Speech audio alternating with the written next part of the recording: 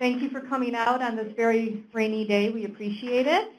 I'd like to welcome you all to the Stakeholder Consultation on Food for Peace, Development, Food Security, Activity Design. My name is Sheila Jackson. I'm the Senior Knowledge Management Specialist for the TOPS program. Very much want to make you aware, besides all of you here in person, we also have about how many people online, Adrian? 20 people online so far. So realize we have a lot of you also online. And that kind of brings me up to the first thing I want to see. You're noticing I'm using a microphone.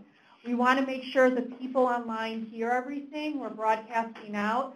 So please, please, please wait. When we know you all have a lot of good things to say. We want to make sure everybody hears it. So please make sure we get you a microphone. Just raise your hand and we'll run over there. We've got 2 of them. So it'll be good things. Also, we are recording this. And we will make the recording available within a week. And don't panic. What will happen is all of you who have registered, whether you're online or in the room, you'll get an email with a link to the recording and also a copy of the slides.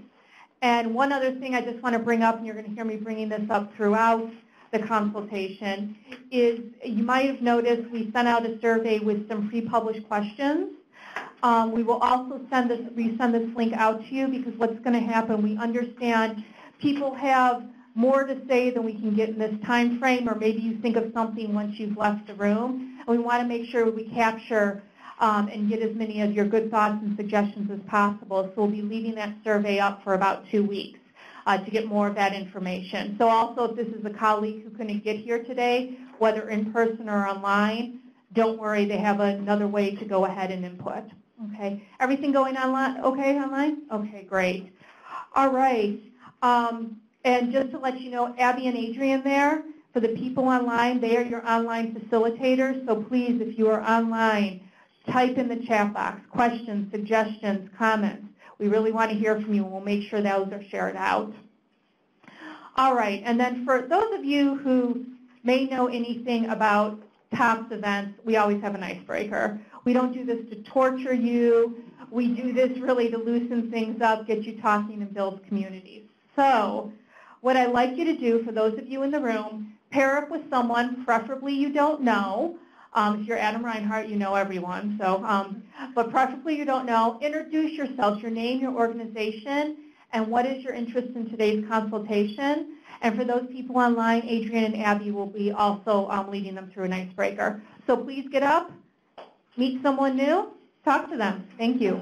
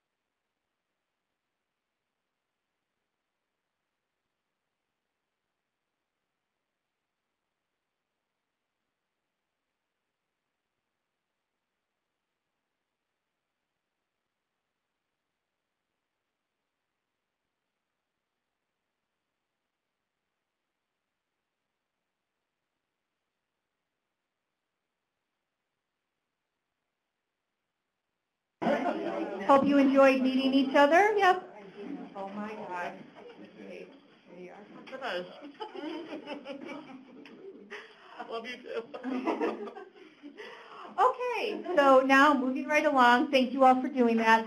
I would like to introduce Laura Evans to go ahead and introduce our session for us. Thank you. Good morning, everyone.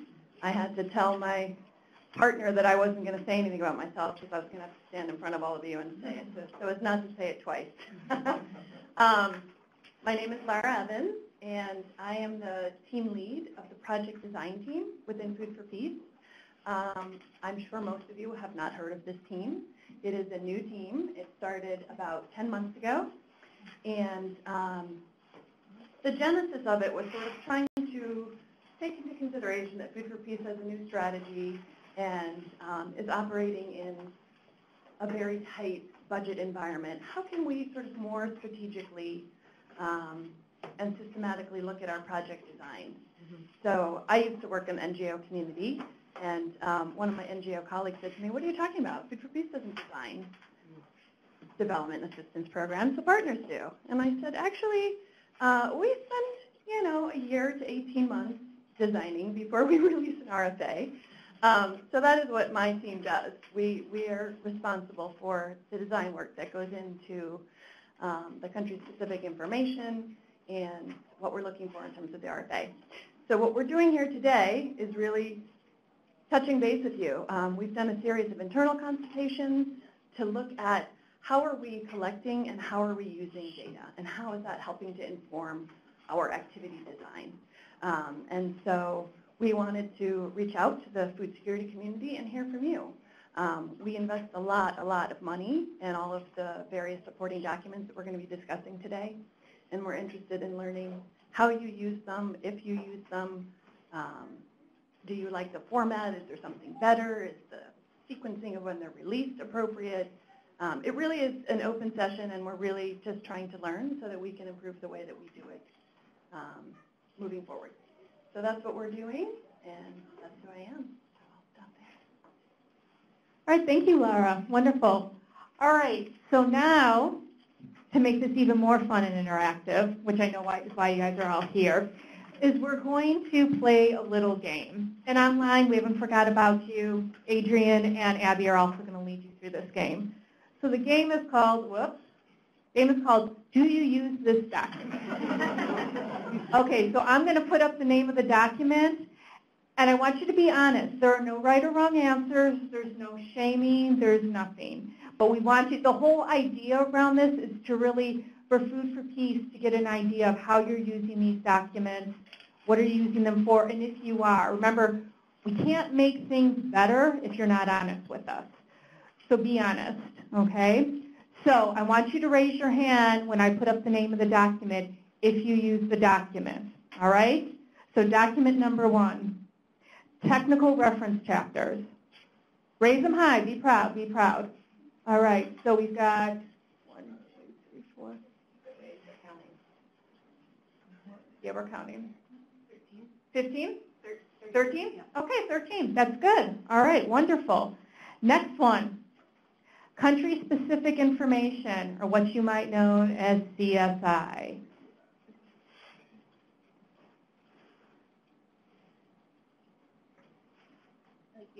18? Okay. Next, market analyses. A little bit less. 14? Okay. Country desk reviews.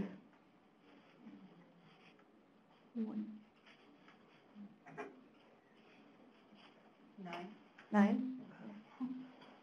Climate risk fact sheet. 1, 2, 3, 4. Okay, that's good. All right, how are we doing online?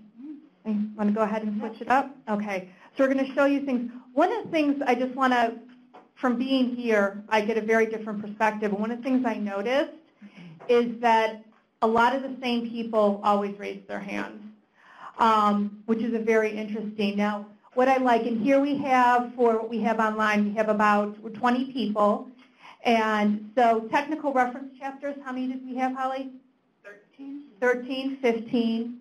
Country-specific, 19. I believe that was our highest. Yeah. At 18. Oh, so we're almost at the same mark. Market analyses, 11. It was like 14 in here. 14.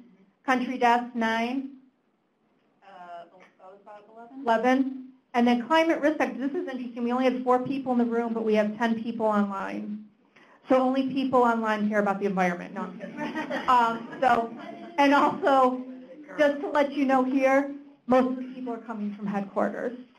So real quickly, we're going to go into some pre-published questions and everything. But I want to ask some people who didn't raise their hand at all, and that's fine. If I could put you on the spot and let us know why you haven't used these documents. And it'd be something, you could be 2 days old at your job, that's fine, but your mean boss sent you to one of these things. Would anybody like to share before we get into the pre-published questions? Like I said, there's no, once again, you can't make things better if you're not willing to talk. I'll be honest, I've never read any of these. So. Oh, I can just speak out, it's fine. Oh, no, we need you for the online to hear you. Well, I am a 2-day-old employee, so, but now that I know that these exist, yeah, I will be consulting them. There you go. All right, so we have 1 convert already. That's good. Anything else? Okay, all right, well, now we're going to go. You might have seen, as I've mentioned before, we sent out a survey with some pre-published questions on there. And we got some results back, which was good. And some people, you don't have time to write, or maybe you didn't see the questions, that's fine, because now we're going to give you a chance to talk about those. And also for people online. So please, please, please, once again online, if you have something, write it down. So the first, whoops, I'm really bad with this clicker. Okay, so the first plenary reflection question, and I'm going to ask Holly to also help me out with the microphone. Which RFA supporting docs are most least useful and why? And we just got an idea of how many you guys are using, so this is your good chance. If you're not using one, why? If you're using one and it's a fountain of information. I will let you know for the pre-submitted ones, which Food for Peace we've already read, and we're going to take into more consideration. The 3 most popular docs seem to be the CSI, the market analyses, and the desk reviews, which kind of goes with what we had here. So anyway, who wants to answer the first question? Give something. Mary? Are you talking to me? Yeah, I'm talking to you. Thanks, Sheila.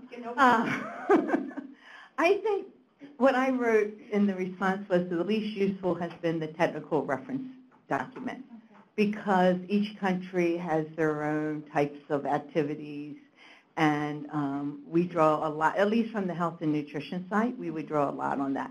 And the most useful one, I think, is the CSI.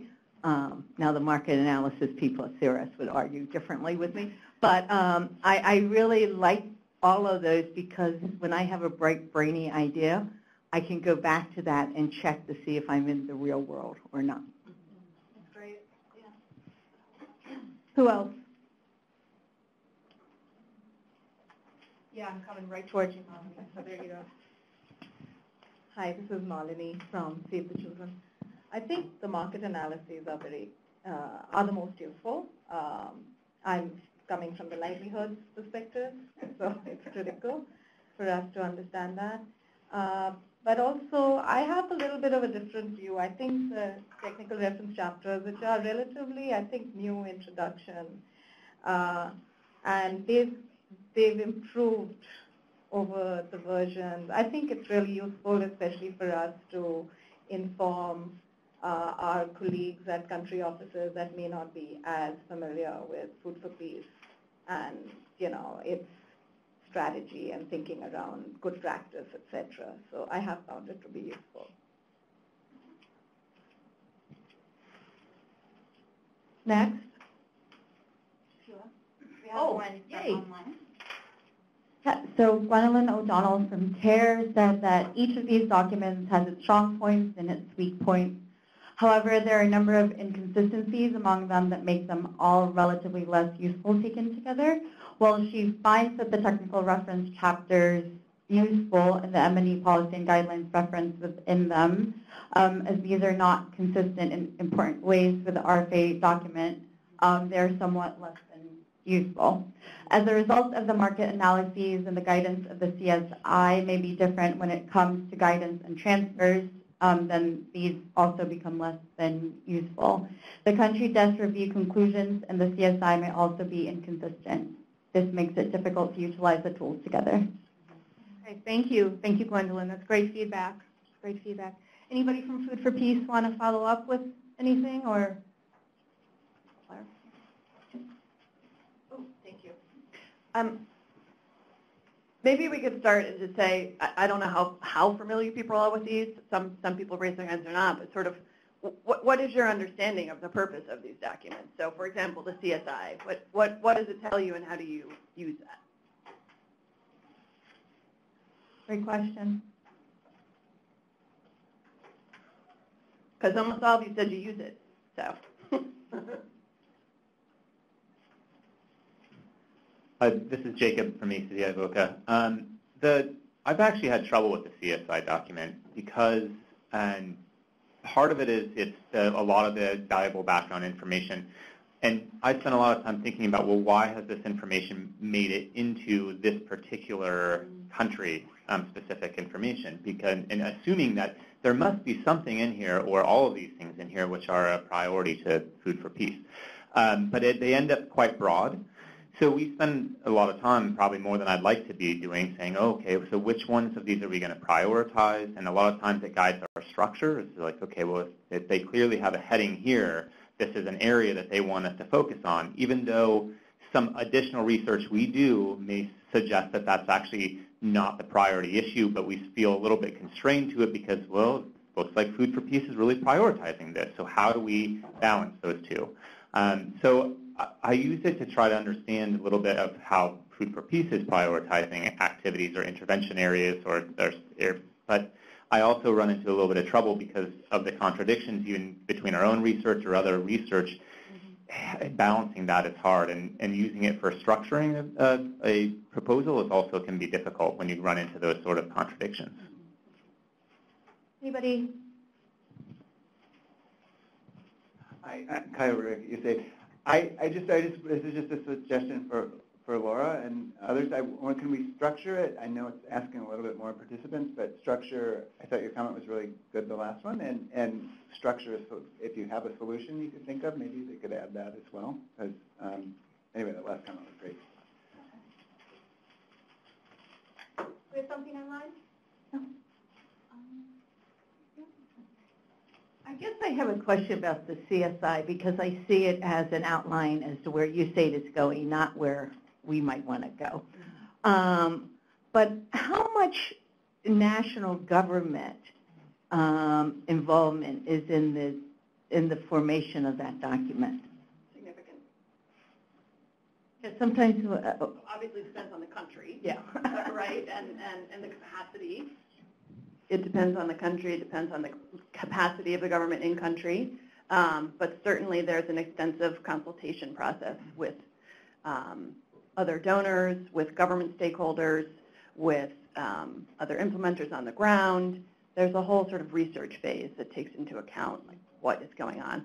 And I guess, I'm really glad that you said you see it as sort of a framework that Food for Peace puts out and that you then can determine how you want to use it, because that's really what our intention is. For those of you who have been in the food security field for a while, you'll remember that FANTA used to do, God, what was it called? Food Security Country Framework. Thank you. Yeah. The Food Security Country Framework, and that was a combination of both the desk review and sort of the CSI, right? In essence, we hired FANTA to go out and tell us what we should be doing in these countries. And after a series of feedback, and Adam, you can correct me if I'm wrong, but I don't know, 4 or 5 years ago, we decided to stop doing that, and Food for Peace said, let's sort of design our own programs, and let's use these desk reviews as sort of background information. But in essence, like, it's very difficult to compete for Title II projects, as you guys know. So these documents are meant to sort of level the playing field a little bit, right? To put out some information that maybe a smaller NGO can't go gather themselves. And so we struggle with being able to balance, going to your point, being able to balance, you know, we don't want to be prescriptive because then you're going to come back and you're going to tell us exactly what we told you. And that doesn't create room for innovation and creativity. And so the CSI, in its current thinking, is a sort of constraints and opportunity analysis of what we see. But if you are gathering information and you have experience on the ground and that experience on the ground is telling you, no, this isn't the way we want to go another way, then we certainly want to hear that from you. All right, great. We have time for one more comment. That'll be from online. Yeah, Amelia Kendall with World Vision said that she uses the CSI and the desk review to mine for resources in the references to inform her own research on context. And then also different people on her proposal development team prioritize different documents. So the proposal manager uses the CSI and desk review, and the technical references, market analysis, climate fact sheets are the priority for technical advisors and field technical staff. And I think this brings up something before we get to the next question, is just doing a quick poll. I apologize to people online. How many people would say that the majority of these documents are just used by proposal teams versus technical teams? Raise your hands. Be proud. Be proud. Be proud. That's great. That's honest. Or yeah. So, well, hold on. You see one moving their shoulders a little bit, so I want to get a comment here. So. Hi. I mean, I think for me it depends on how early I'm pulled into the process of proposal development. I'm from the technical team, and so if it's really late in the game, I will not be using all of them. But if I'm pulled in very, very early and have the time to read all of them, then I will use them more.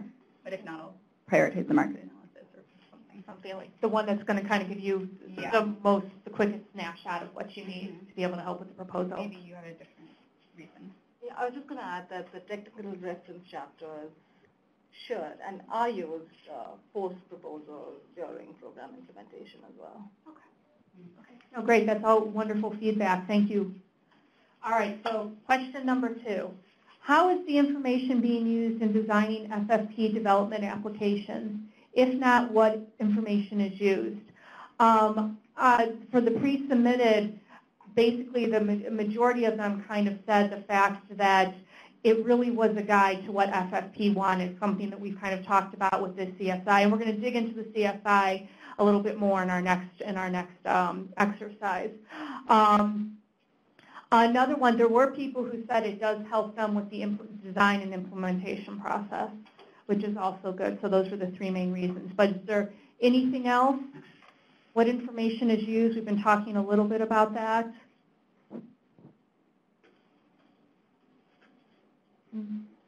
And this is one, like if you're using, I love that feedback. I'm sorry, I don't know your name. I apologize. Angela said, you know, market analyses gives her kind of that quick snapshot if she has a lot of time to use those, and I think that's very powerful feedback as far as what you're doing. So is there anyone, does anyone have a go-to document, one that they always need or they're in a pinch can really, really let them know what's going on?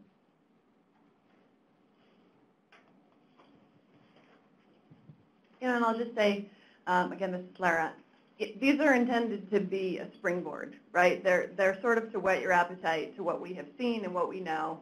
But we certainly are hoping that you are using other information to inform your application design, whether that's, I don't know, an FAO study or something WFP did or some livelihood analysis, maybe DFID put forward. I know they're not DFID anymore, but DFID.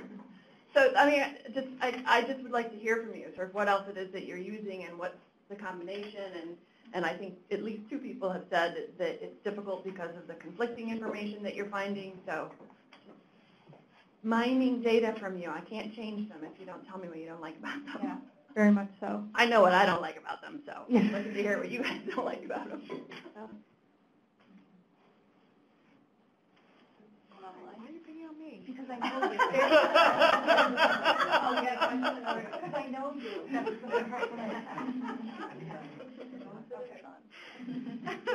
Lori Starr online said she uses the World Food Program's Comprehensive Food Security and Vulnerability Analysis, as well as the country's DHS data. Great. Anybody else use those resources? And oh, I forgot. Before you talk, please do your name and your organization so people online know who you are.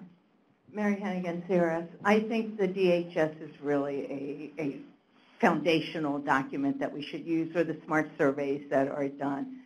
Any of those that are coming out of, that are national and can show you regional information is really important. Well, can I ask as a follow-up what the DHS has that maybe you're not finding in the Food for Peace documents? There's a lot of breakdown on behaviors and health outcomes and livelihood and women's information. It's a gold mine. And then if you know how to manipulate some of that data, and the statisticians would have hard trouble with the word manipulation, but if you know how to use it, you can sort of come up with other information about what's going on. Thank you, Mary.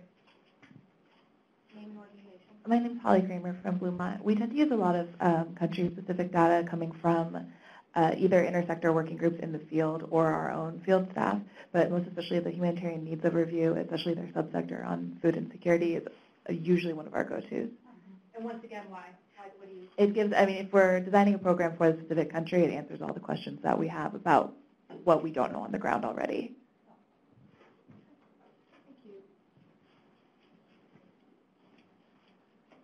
Okay, Mary Hennigan.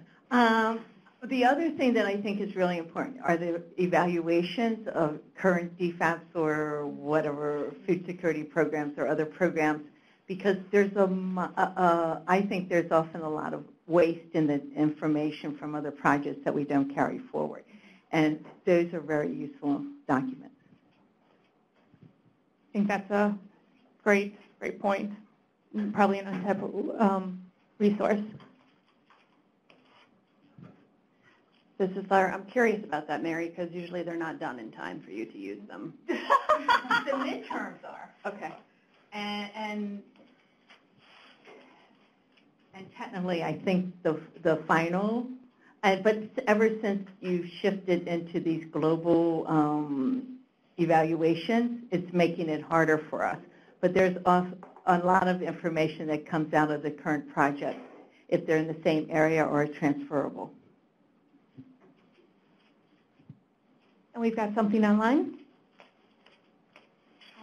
Amy Ostrander from PCI. In addition to the WFB's FSDA and other studies, also FuseNet data for prices, forecasts, et cetera. FuseNet. Yeah. Anything else?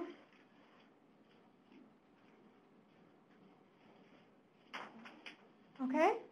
All right. So I think we're going to move on to the third question. Whoops.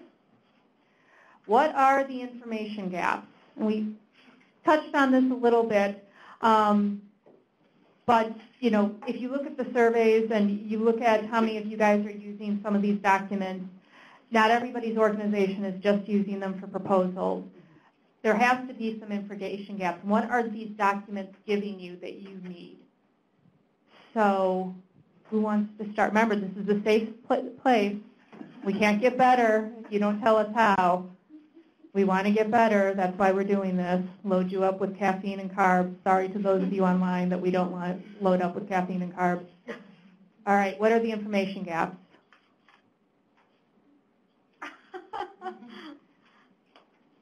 Oh my God. All right. Say your name and your organization. Okay, so I'm Kate McMahon with Mercy Corps. If I were to try and think of an information gap from these documents from when I've used them, one thing I could think about is a kind of stakeholder and power analysis of the different actors within different areas. Obviously, that's really important. It's something we can do. We can do it ourselves, and that's fine, but that's something that we don't have in these documents. Yeah, it's interesting that you brought that up because on the pre-submitted someone that was talked about. Another thing that was talked about is measurement impact and systems. And, because that's where Food for Peace are going and they don't feel like they're getting there. Anybody else on systems or anything like that? The information gap? All right. Joellen McGann from ACDI Boca. I think sometimes I spend a lot of time trying to dig up targeted, if the zone that we're focusing on is a certain district or whatever, trying to find of the information that we have, what can we say about this district? Sometimes the DHS doesn't break out by district. Sometimes the death surveys don't as well. You just have a generic number for the country and not for the targeted zone.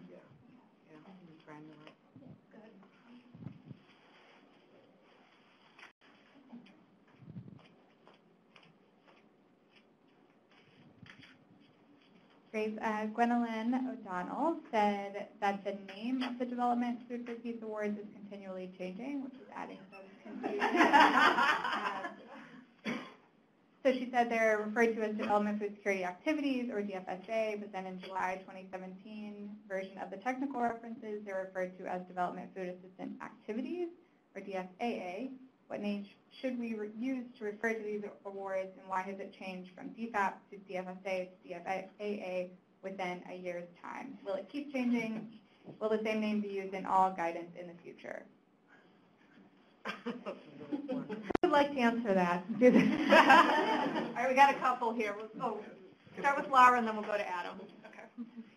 I actually should give it to Beth, but. Okay. The DFAA is wrong. I don't know where that came from, but the difference between DFAP to DFSA, horrible acronyms. So, I mean, as you guys probably know, USAID, Food for Peace, despite its size within USAID, is a little bit of the odd stepchild. We have different money, we have different programs, and one of the ways that we are attempting to create better harmony and understanding of ourselves within the agency is to align with project cycle lingo that the rest of the agency uses. And so technically, Food for Peace's projects are activities in agency language. So that was why the switch happened from Development Food Assistance Project to Development Food Security Activity. But, I mean, really, regardless of what we call them, you know what they are. So does that really hinder you?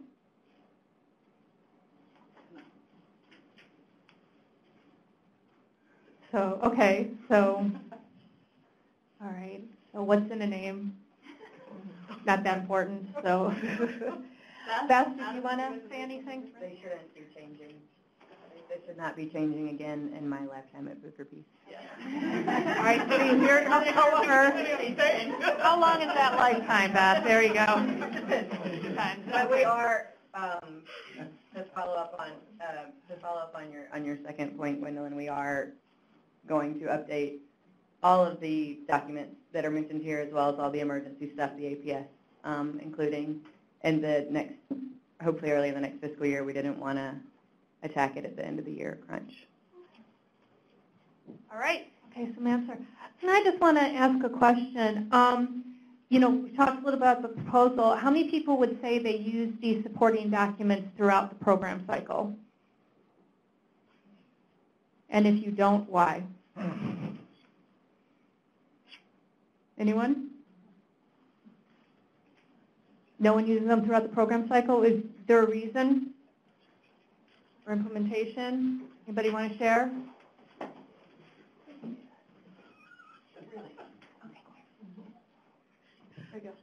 Well, after the proposal, I handed off to a COP. Thank you. We need to know that. Yeah, that's very important. Anything else like that happen in your organizations? This also, knowing your workflow helps us as well. Like you see, there's no shame. It's the reality of what we do. Mary Hennigan, let me ask a question to your question. Sure. When we're looking at midterms and evaluation, is there any obligation for us to go back and use those as reference points? And I think that's a critical question that I've never seen them really looked at very vigorously in a evaluation setting. A good point. Anybody want to address that? Food for Peace?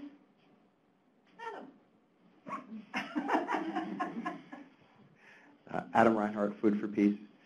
I would say that most of the documents probably don't need to be used after award because they're to guide your proposal development process. The exception I should say to that is the technical reference chapters, where if you are doing, for example, farmer field schools, and as sadly to say, I'm lucky enough to see many of these implementations in the field in my job, and rarely are they done properly. And yet in that technical reference list, there is the FAO mother document that created farmer field schools. And you guys should be referring to that because you're not succeeding in the field in implementing it according to their design. And it does have a negative impact when you don't do that. So I would say referring to those technical reference chapters as an annotated bibliography based on your types of interventions you chose would be a good thing to continue to keep your field technical staff up to date and make sure that they're actually doing what was planned. Because oftentimes what I've seen is that there's a disconnect between the proposal and what actually happens in the field. And part of that is because the field staff don't have the same vision as the proposal writers, which is an inherent problem in the cycle that we do. And I would love to get your opinion on how to fix that because I don't have a good solution to that problem, but it is a real problem. We're seeing it more and more when we're doing these joint midterm evaluations now, in-house and out-of-house, where we work together with the implementing partners themselves. We have noticed that over and over again, that the proposal does not match up with the reality on the ground in a way that it should. And none of us really have a good solution to that. So we're very happy to hear any ideas that you all have on that too. And I mean all this stuff, I mean honestly, like we really want your help with this. We don't succeed unless you succeed. And I feel the same way. It goes the other way. You don't succeed if we don't succeed. So we only succeed together. Anybody want to respond to what Adam said? Laura, did you have something to say? Yeah. This came up in my little introduction discussion, but we're not talking about the theory of change today, but that is another document that should be referred to continually throughout the life of your activity, and I don't think that is the way that it's used right now. For you to sort of pause and reflect and think about, have your assumptions changed, what's changed on the ground that would impact the way you're implementing activities. I think this builds a little bit on Adam's point. I mean, one, you have the disconnect of who writes the application and who implements them are very different people. We all know that. But also sort of thinking back to like, what did you believe would affect change when you submitted this, and how are you monitoring that over time? So I think, we are trying to find ways to be more explicit in our expectations, that theories of change are not just a random thing that you submit with your application, but that it really is a living, breathing document that goes throughout the life of the activity. Okay, so we have a question online, and then we'll get to Jacob. Yes, Amelia Kendall with World Vision, kind of in response to Adam's comment about helping us help you, said, please give us more time to design. And then there was a lot of, yes, reiterate that from the online crowd. And then also Joan Jennings from Save the Children in Top says, I think getting field staff more aware of the technical reference guides is an excellent idea. How much time do they want? Can you ask that question? Too much. You heard it. How much time do you want online? This is the time to put in your request. Okay, we'll go to Jacob real quick while online is putting that in, and then we'll get to Carla. So to the point, we haven't participated, and I'm not sure to how broadly the refine and implement is being rolled out, but I think that more time, to be honest, on the front end on our side is just more time for many organizations to spend lots and lots of money to try to do this that's not being covered under the project itself. So I would almost rather see it be a lighter upfront design where the concepts are getting out there and the evidence is there to back the concepts, but then more depth in the theory of change on the refine and implement side. I also have had some concerns. I know the cost that we incur in designing one of these. It would be hard as a smaller organization to ever compete with those costs, and is there a barrier to entry? on the front end. So I think that's one way to try to do it, is to go a little bit lighter on the front end, more conceptual, and then really dig in a refine and implement period. Do we have an answer from online? And then we'll get to Carla. So Amelia said at least 3 months from the release of the final RFA to the submission date. Sound okay? No. Take into consideration. We're taking into consideration. That was Laura, not Sheila. Laura. Carla Brooks with Bluemont. I think back to your point saying about how the proposal is a lot of times disconnected from what's done for implementation in the field. So from someone who comes from the proposal development side, I think that what we've seen is that sometimes what maybe FFP is asking for in the RFA is a different communication of what's going on in the field for FFP staff. So I think there's communication in the field, like we want to see this, like these activities and all this stuff, but then the communication from HQ is sometimes a completely different direction, I think, than what the field is looking at. So I think that's what we've seen a little bit across the board, is that there might be disconnect a little bit like on the other side and what we need to submit, to be, whether it's compliant or what FFP from HQ wants, versus what the field is looking at sometimes is very different. Laura, you want to respond? No? Beth? There shouldn't be conversations between the field and the partner during implementation. Let's talk about implementation. Well, yeah, I think yeah. That's just from our grant compliance.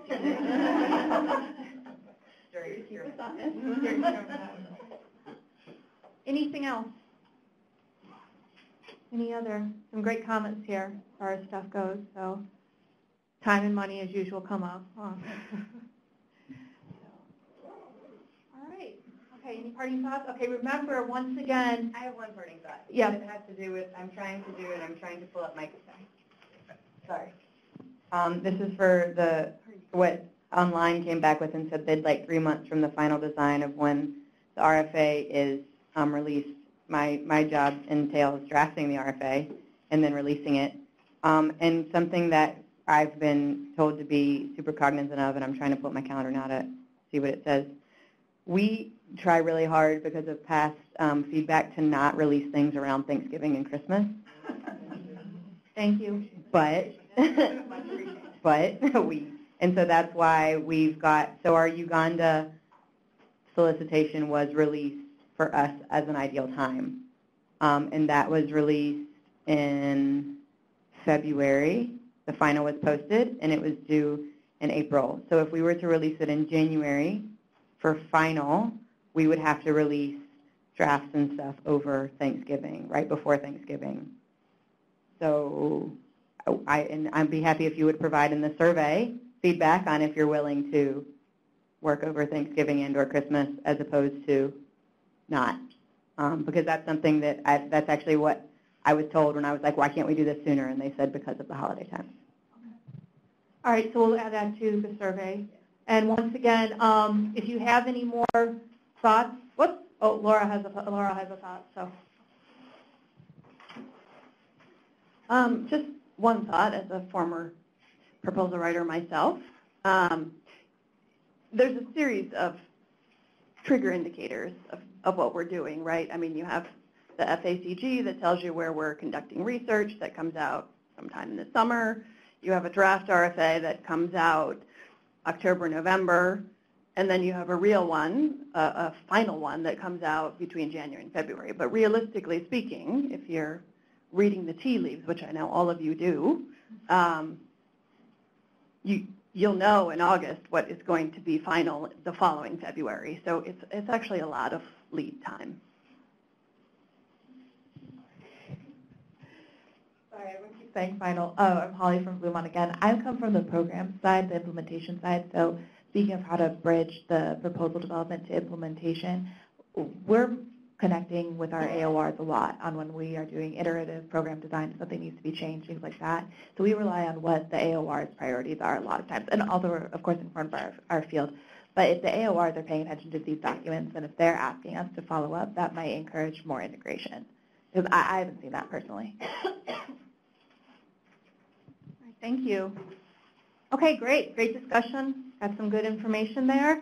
Now we're going to give you a chance to dig a little deeper into everybody's favorite supporting document, the CSI, country-specific information. So you are in your small groups now. And what we want you to do is go ahead, thinking about the CSI, go through these questions, answer these questions, choose someone to record responses on flip chart paper. We've got marker and flip chart paper. We've got more paper for you, so be happy to fill it out.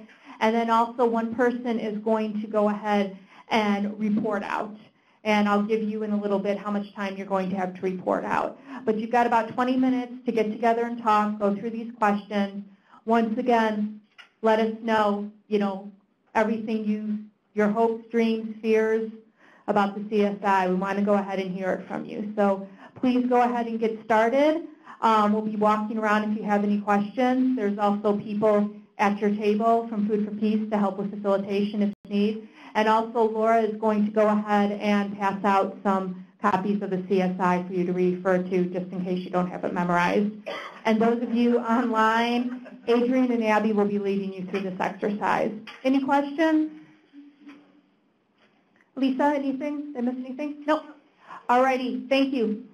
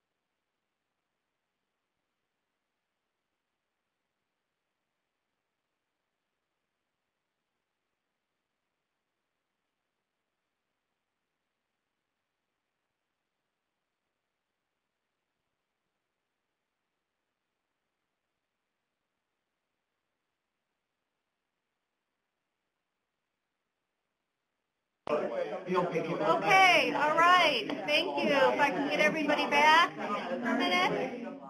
Good job. Lots of great conversation, both in line and in the room. Okay, so what group would like to report out first? Technical reference chapter. Adam Reinhardt. Okay, who would like to start? What group? 3-minute report out. We'll have a couple of minutes. I'll choose if someone doesn't volunteer. All right, right there, right there. Hi, Paul Forsyth from World Vision.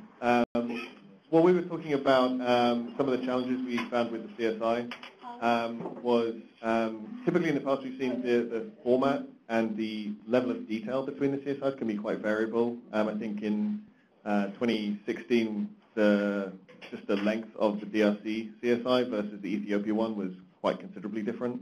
And so that sometimes makes it challenging for us to kind of dig in and get a general understanding of what Food for Peace is looking for. So if there can be a standard format to the CSI, a standard length, a standard level of detail they put in it, I think that would be useful. I think following on from one of the comments earlier, we tend to use the CSI to help us identify Food for Peace's priorities. What our field teams say is that actually the kind of background and the contextual detail is never really that surprising to them. I mean, hopefully, if we've been working in that country, we should understand the challenges. And so we tend to use it to kind of understand what Food for Peace's priorities are. And the challenge with that is sometimes we see the CSI can be very, very broad.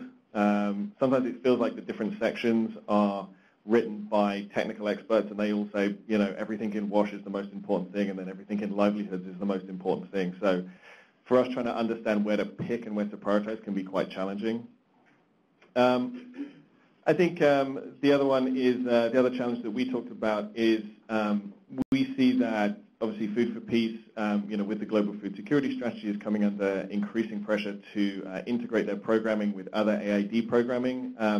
And that can be a real challenge at the design phase if, you know, we're asked to align with another program and actually that RFA hasn't come out yet or there's no information about it. I think we were looking at the example of the IHP program in DRC where there was limited information about what that program was. And so actually trying to align with that was very challenging at the design phase.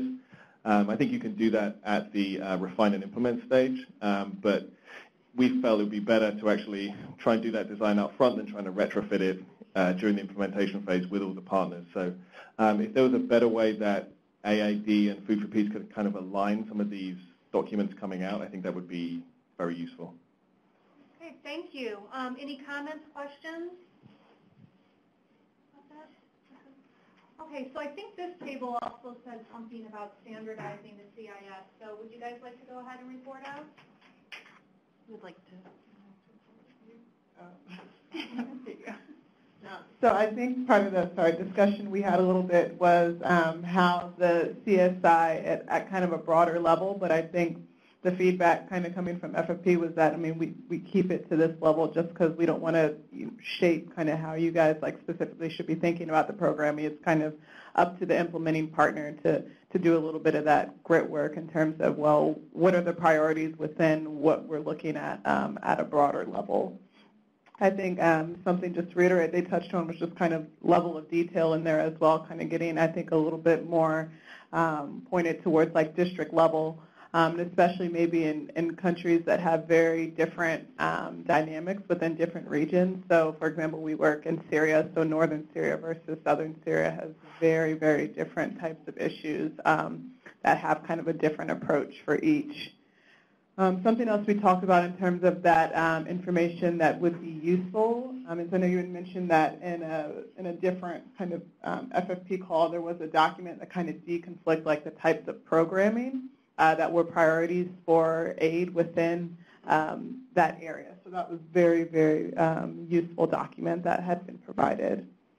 Something else we talked about was kind of delving more into gender-based issues, so not just hitting them at like a really high level of like, you know, that support needs to go here, or like men and women should be separated. I mean, things that are obvious that we know, but I think getting more down to kind of looking at diversity, vulnerability, and disability especially is very important to be addressed.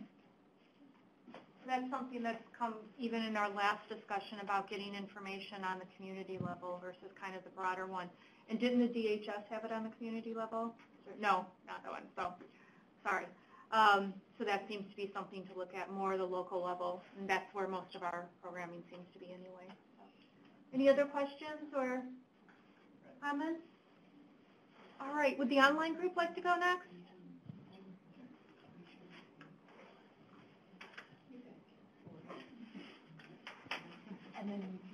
Hi, Abby Love with TOPS and Mercy Corps. So the online crew had a very rich discussion, thanks to everyone who participated. They thought that there was light detail on resilience, youth, and social accountability, but a good level on the more traditional sectors, like livelihoods, WASH, nutrition, health. One comment or discussion was around how the CSI is static in time, in a sense. So if there are additional documents or studies that should be assessed after the CSI is released, if there's a place where those could be updated more frequently, that would be helpful. Commodity transfer information is often contradictory with the market analysis information, so getting a little clarity on that. The recommendation to use evaluation sites like JPAL or 3IE, how does Food for Peace expect implementers to use them? So more clarity on what exactly the expectation is there.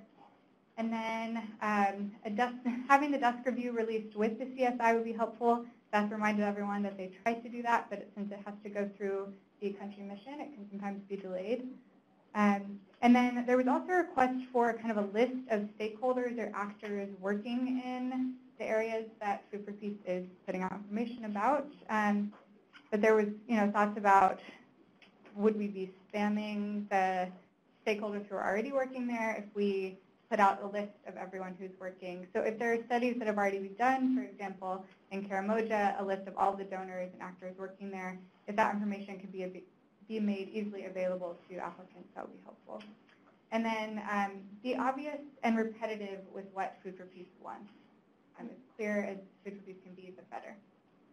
Did I miss anything? Yeah, I would just say that one main overarching thing that I kind of got was that a lot of the people said that they do feel like they have to address every single thing in the CSI. And stakeholders, that came up. I believe Kate brought that up again. So once again, we're seeing some kind of common themes and everything. Okay, next group. I'll take this table.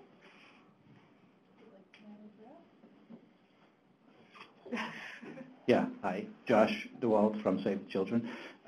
I think a lot of what we discussed has already been said, but yeah, we talked about the inconsistency between the different CSIs and having a possible preference for slightly shorter CSIs that leave a bit more flexibility.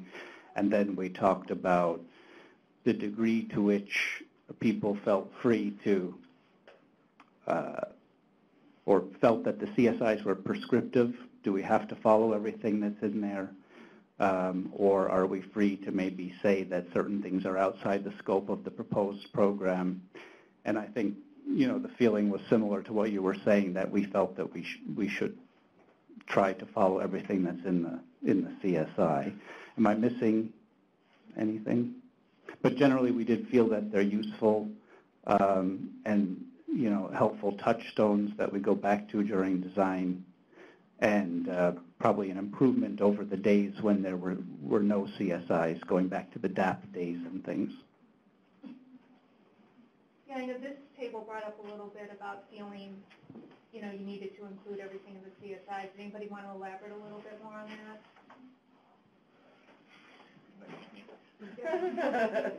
Really great example. Yeah, so I think just same space that we're talking about. There's not clear distinction between this is a opportunity or this is an opportunity that Food for Peace wants to make sure that you include. And we ran into that on one where there had been suggestion that an opportunity in aquaculture as a livelihood and nutrition activity.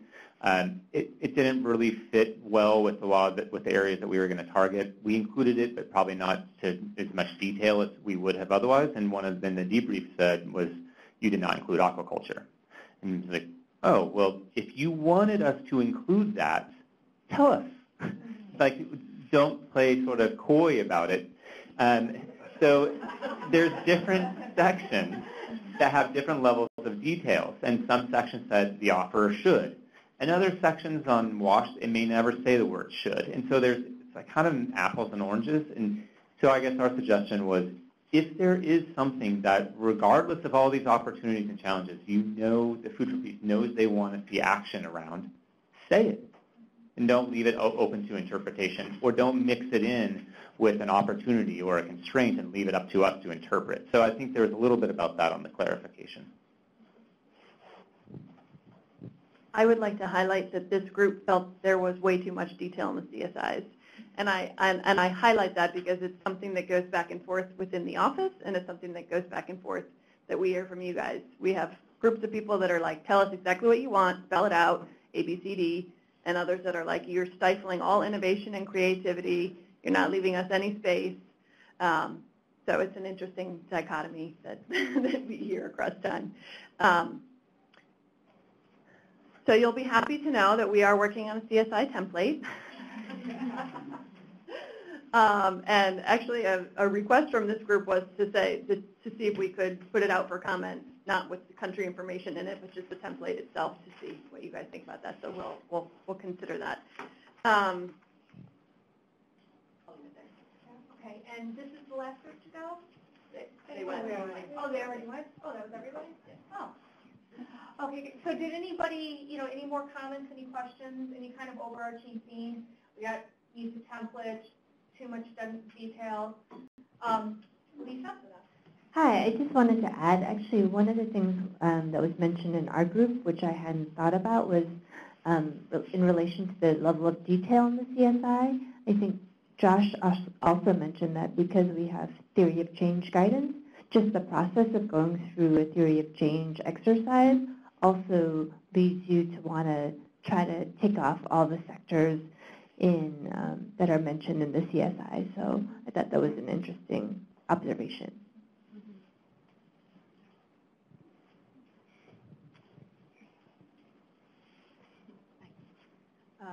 I just wanted to reemphasize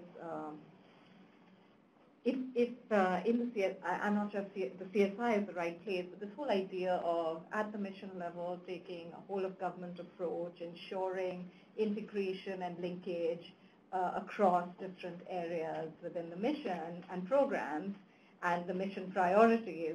If there could be more, I mean, just going back to the comment the other gentleman made is, if you know that there's a real opportunity and you want to see it, you can put it in there, or you can provide some information around strategic priorities at mission level rather than just at Food for Peace level in the country. That would be helpful for us to start those conversations.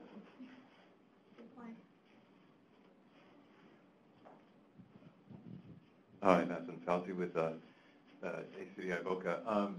Theory of change just sparked something, an observation is that, the theory of change can have many, many different levels of detail. And there isn't a clear understanding of what is exactly wanted in a proposal. You can do something that looks like a circuit board, and when you print it, you can't read it. You can do something which is at a much higher level, where you could do different iterations. And that's something that we at ACDI Boca do struggle with. I mean, we do have the circuit board like one, but then you can't print it. So we don't really always know exactly what the best solution is. So maybe some guidance on the level of detail that's wanted in the TOC in a submission would be very helpful. I think something we're constantly here is we need to strike a better balance between guidance and also not being so prescriptive that we can't be innovative. And that's tough. I don't claim to know how to do that. So anybody else? Any other questions or comments?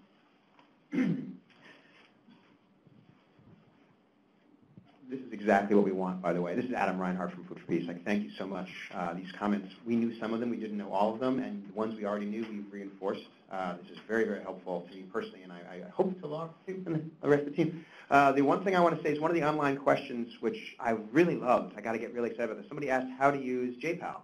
And so actually I want to provide a 2-second, one of the ways to do that. So JPAL is an independently funded organization out of MIT that does randomized control design testings of all kinds of different interventions.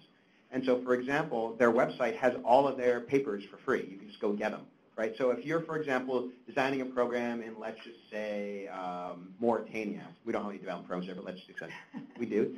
And you want to use index-based weather insurance there. You could go to SIE, which is the Agriculture and Technology Initiative, under JPAL's website, and pull out all their research on index-based weather insurance and find out that it doesn't actually work in practice unless it's heavily subsidized. So unless you're planning on subsidizing it for the rest of these farmers' lives, it's not going to work. So maybe you could take that paper and you could say, well, this isn't going to work, but oh, look, this might work here. Because what they have is they have top researchers in the world analyzing data that's like really impressively done, very high confidence intervals. You know, they know if this stuff really works or really doesn't work. And it's just a repository of information which you can go to and draw down. Now, if you also have questions that they don't have the answers for, you can also email them and try to begin something. They're not quite so good at matchmaking, but they do that sometimes. And that could be something you can consider also. But the fact is that the repository of information on that website is amazing, and it's all randomized control designed to the highest order of believability. So basically, if they say something doesn't work, it's pretty much not going to work. So you should follow their advice and use it as a repository of information to help guide your interventions. That's what I would use it for, at least, if I were you. Of course, you are free to use it however you want or not to use it.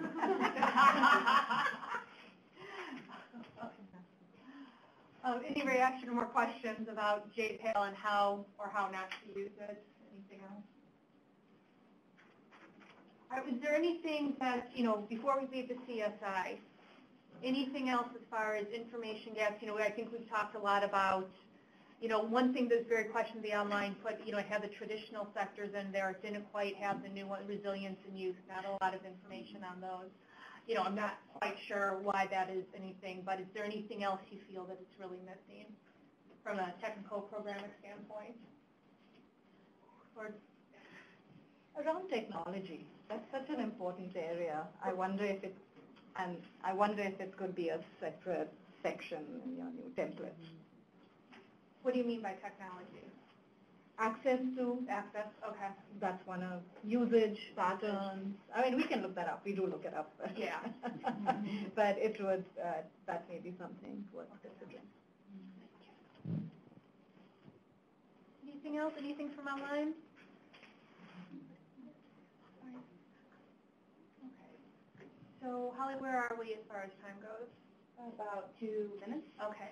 I'm going to be generous. I'm going to let you all have a 12-minute break instead of a 10-minute break. So please go, enjoy, come back. We'll have another great exercise. Thank you. Still have bagels, fruits, pastries, everything out there.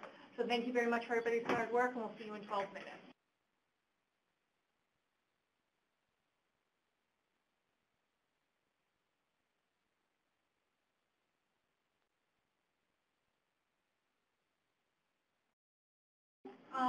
As you know, all this time we've been kind of talking about a lot of the documents, kind of an overview, one with the exception of the CSI, which we've dug a little bit into deeper.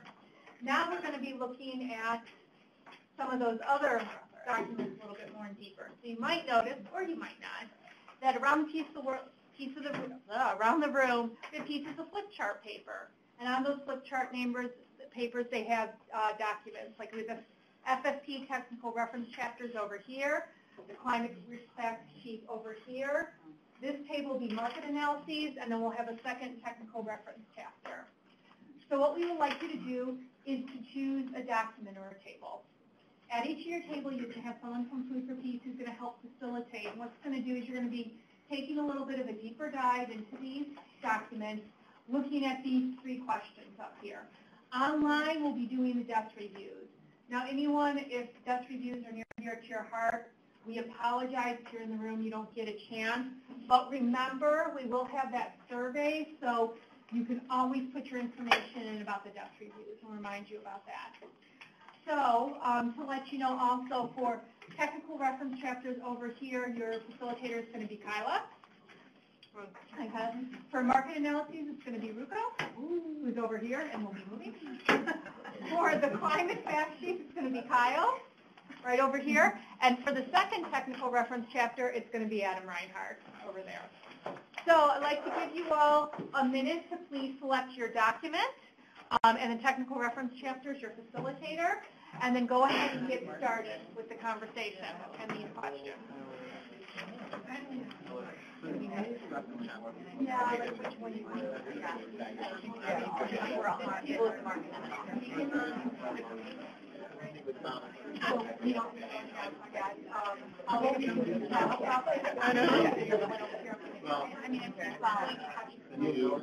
why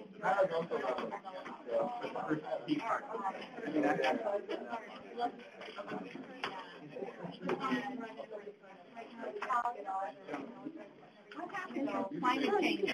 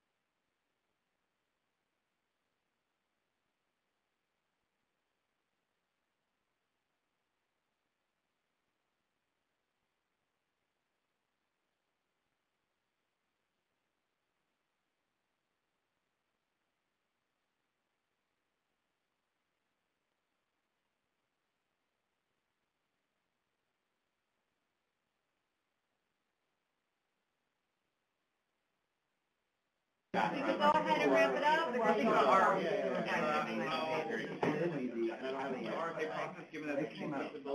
That would be a huge budget.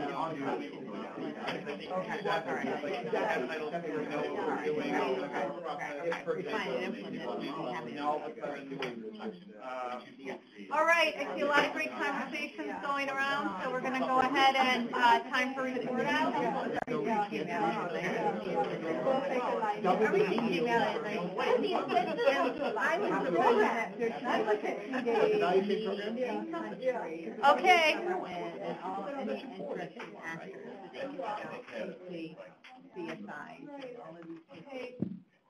And then just let them forward. All righty, Mary will have the last word. There you go. All right. So we're going to sit here. We have 5 groups.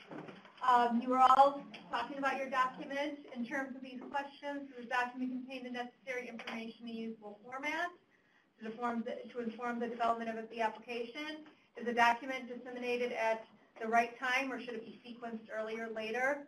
What information do implementers need to design development food security activities that are not in the supporting document? So, for a lot of great questions, saw a lot of good notes being taken.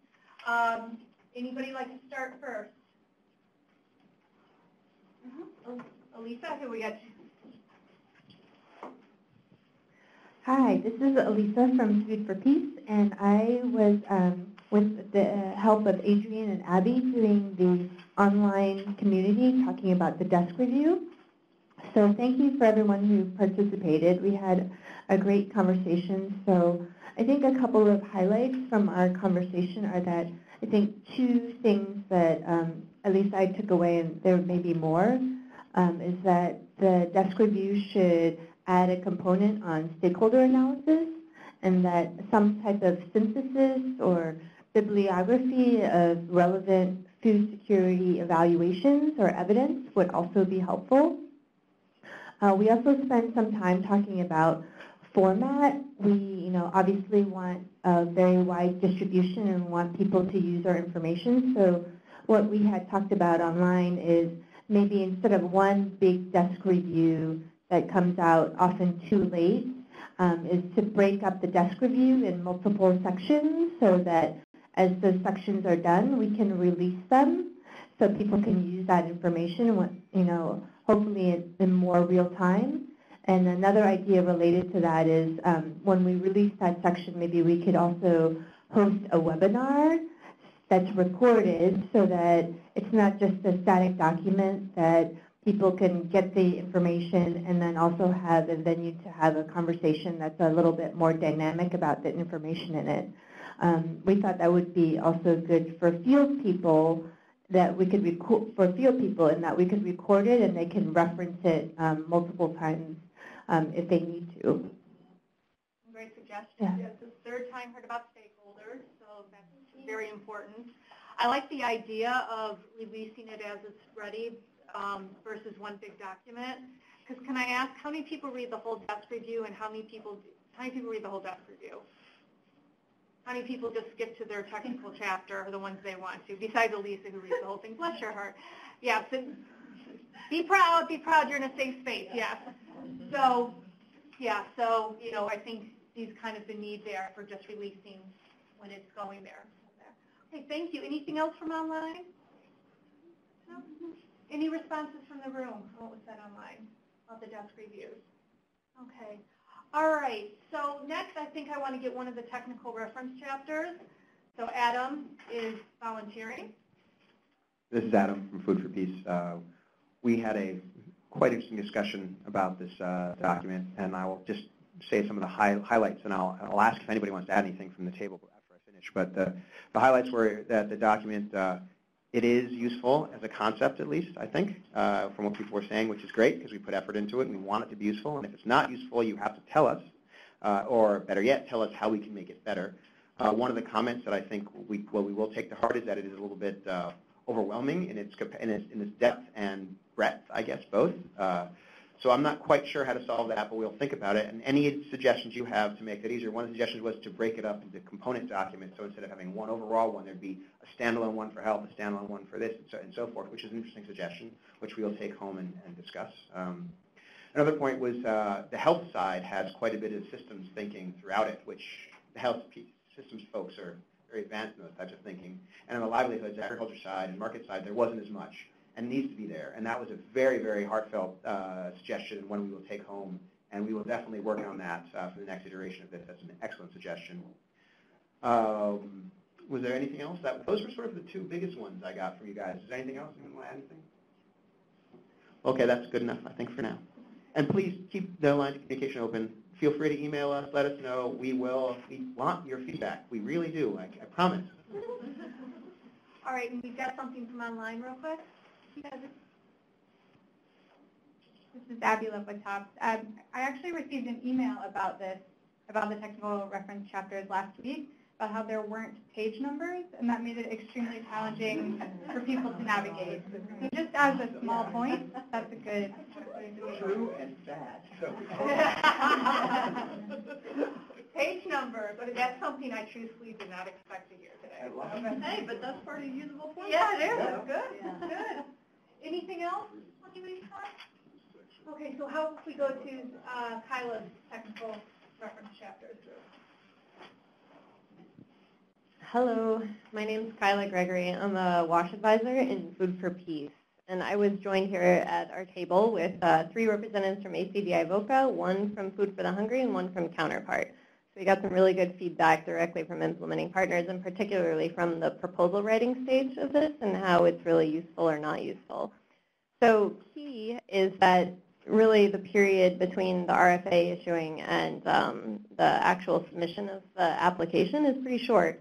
And it doesn't lend a whole lot of time, especially at the headquarters level in the proposal writing stage, to actually delving into each of those technical sectors, which led to the next question of, well, how about the field? Does this guidance actually make it to the field, and are field staff using it, at least in our mind, sort of as intended, as a best practice and as a who's who and a best of in each of the sectors? And the short answer was no. So that's definitely something for Food for Peace to think about, as well as each of the organizations, is really what is your learning model and how are you getting sort of best practice disseminated out into the field. And that's really what these technical references were intended for. Each of us in the tech team in Food for Peace, we see the same pain points in the field. We see the same challenges regardless of partner, regardless of country, and we really tried to hone in on those within those references. We want that information to make it out to your field staff. So please let us know if there are things within your learning model and within your orgs that we can do to make these references better, whether it's translation or whether it's just better dissemination.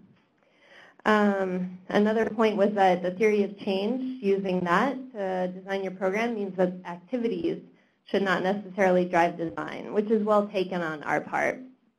And I think it might be beneficial for us to think a little bit more broadly about the technical references and how to make it a little bit more at a TOC level. Another point that I think may or may not be true across the board is that oftentimes it's assumed that headquarters technical staff should already know sort of the key priorities, the best practice, the players in each of their technical sectors. And that may or may not be true of both headquarters as well as field staff. And then another point, why not disseminate this to the field a little more broadly? The point was that year 1 is really focused on startup and all of those logistical and sort of practical things that have to happen in the first year of a DFAP, of a DFSA. And it's challenging to really spend a lot of time reflecting on technical best practice. Hopefully Refine and Implement addresses that to some degree. And then point about the page numbers. We will take that on immediately. Apologies, that should not have slipped. Anything else? Okay.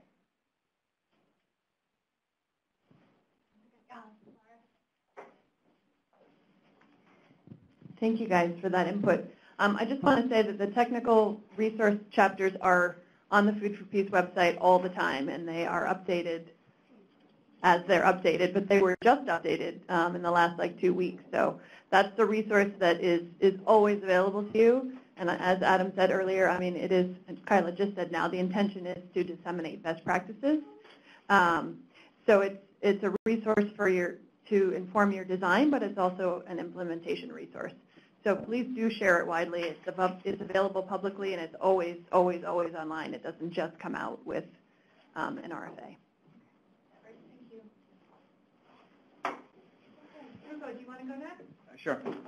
So we discussed market analysis, and we talked a little bit about the two essential market documents that are currently produced. So the first being, and this has been produced for a long time, is either the formerly known as the BEST or the market fundamentals, which helps inform development analysis. So I think most folks are fairly familiar with that one. That has been a long-standing market analysis document that's been put out. And then the newer one is the enhanced market analysis document, which some of you might not actually even be aware of. And so we discussed the two of those separately, and I can chat a little bit about kind of the value of each one.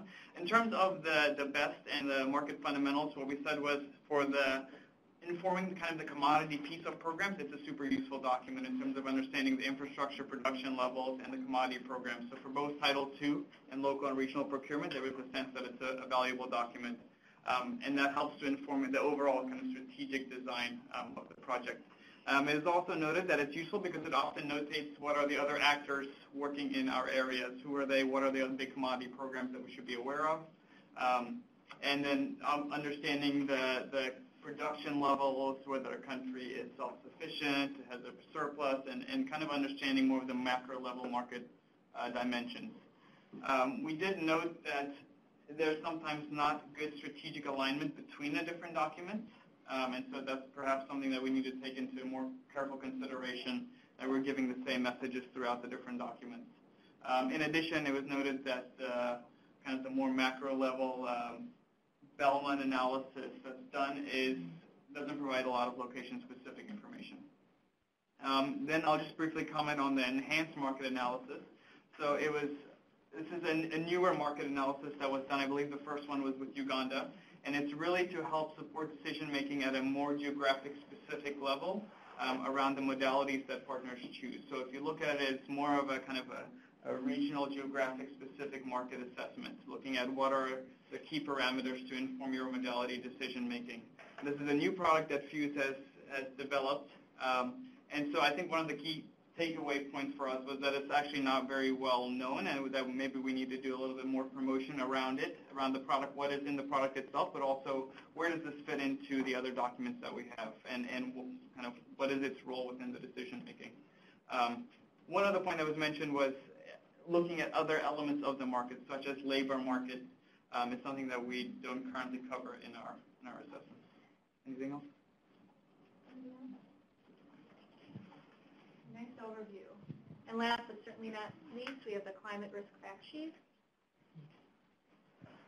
Hi, I'm Kyle Rick. So I am the person who signs up on all your climate risk management work. So, and I just one note and one thing in the room, we had a lot of folks online that were interested in this, but in the room, less experience, I think, with actually using the document. So if you have comments, and please submit them. I'd love to get thoughts of people online as well. Generally, it was noted that it was a good overview, especially for smaller organizations that don't have the capacity that might on the DRR side as well as the climate side. That said, it could provide greater information. There are larger repositories out. We have toyed with trying to figure out that right size. We've gone the other extreme with Ethiopia and went with the 40-page document and had someone go out with the team. We have done that before. This was our attempt to try to make something a little bit more usable, but it's hard to reach that balance. So I'm glad that some folks thought that was useful. It was a general consensus on the focus on risk was good, it had strong overall, provide some ideas, especially after you're in refine and implement. So that was sort of the general. Others have any other thoughts? Just one thought. Again, this is Lara. I think that this goes back to Sheila's point at the beginning when she said, how many of you have read the full desk review? One of the reasons that we have chosen to do the climate risk vulnerabilities like this is so that it serves as a first place to go and sort of has a bibliography so that you can do further research, right? Because it's really difficult, at least in my opinion, to process these multi-hundred-page documents and find useful information in it that you can pull out and use. And so that's sort of the history behind this. And again, it gets to our question about usable format. And that's really what we're trying to get from you, because we invest a lot of money in producing these documents to give people a solid foundation to sort of base their designs on, or at least serve as a platform or springboard for you to get further information. So anyway. Yeah, and just one more thing that came up. I was also mentioned about microtoxins and thinking about food safety. We certainly can take a deeper look at that and should. I'm not sure what data there is on that, but that's something I will take a look at and think about a little bit more.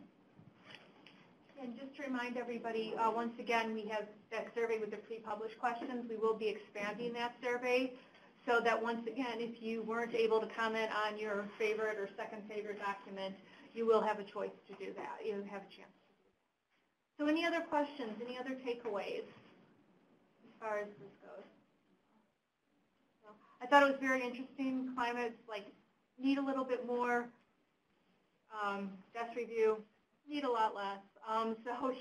Or to do with things. So it's, gives you kind of an appreciation also for the balancing act that Food for Peace is trying to do to make sure you guys get the information, not overwhelm you, but also make sure there is what you need to do that. Anything else? I would like to invite Laura up for some closing remarks.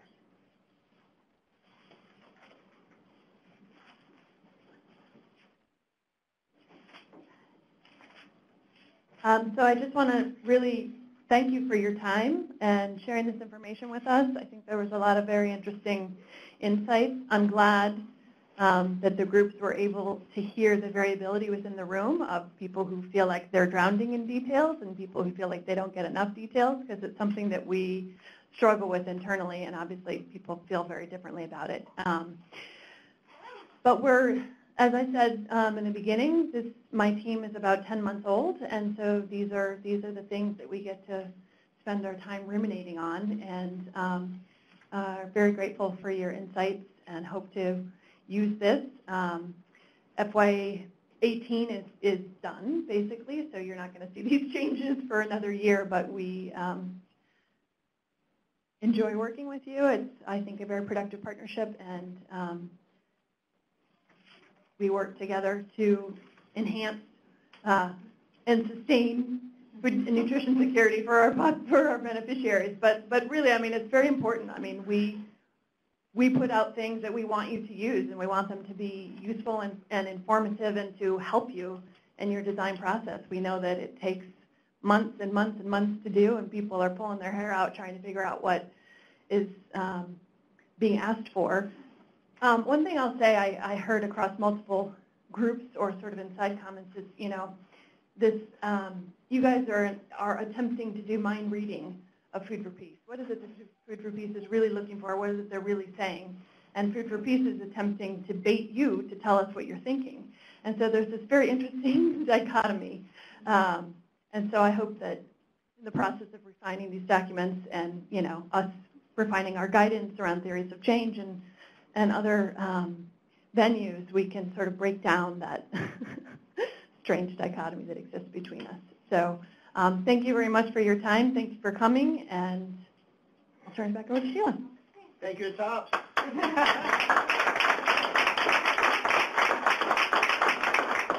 Thank you again. Thank you, Food for Peace, for giving us this opportunity to bring you guys all together. Also want to thank the TOPS events team. They're awesome, whether they're facilitating things online, timing us to make sure we stay on track, getting the food here, all those good things. So to Laura, Holly, Sophie, Abby, and Adrian, thank you very much for all your work. And just a reminder, we will be getting the recording and the slides up on the FSN network by the end of the week. We also will be giving you a link to that expanded survey. So if you think of something on your way out, or if there was something you didn't get to participate in that you wanted to, you still have a chance to go ahead and submit some feedback.